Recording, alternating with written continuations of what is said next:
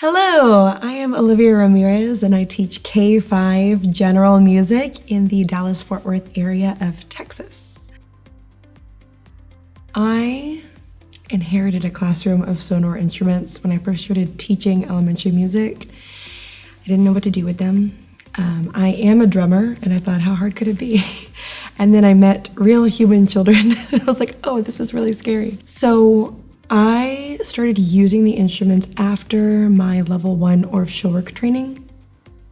Really that first year, figuring out what to do and kind of being scared of using instruments with children, not knowing how to manage that, how to navigate that.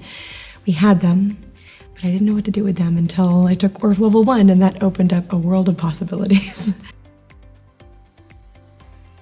When I first started implementing this work, it was really scary to have an idea and take it to children and not know step by step what was going to happen. And I think as an educator, we're trained to have a plan. This is what we're going to do first, and then we're going to do this, and then we're going to do this. And Orff Schulwerk taught me to start letting that go and to have a framework, an idea, something to spark curiosity, and then to be okay with whatever direction that goes into. And students have been really responsive to that in a positive way.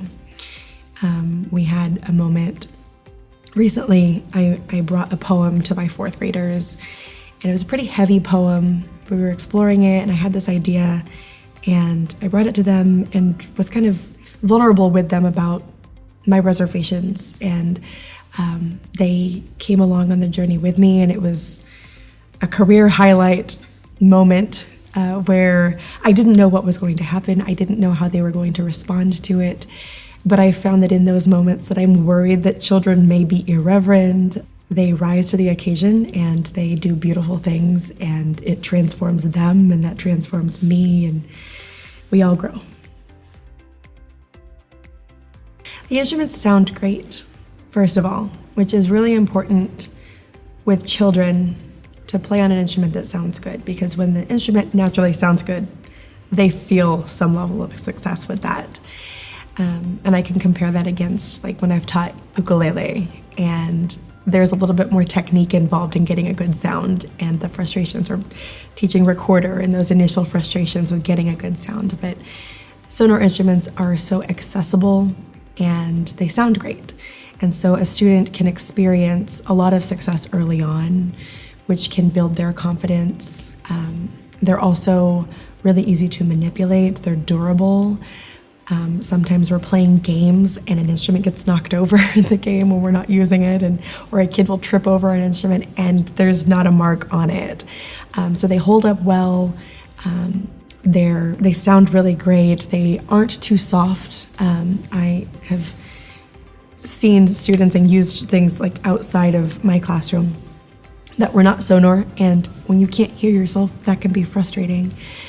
So the students just feel successful playing these instruments, but they're also a really good quality, and they're beautiful, and the students are proud to be seen playing them. So I think that those are things that make students successful in my class, is having those early on moments, those low barriers to entry, where they can do something and know, like, I am a musician, I can make choices, and I can sound good, and not have to worry about, like, is my finger in exactly the right place, or am I covering the hole completely?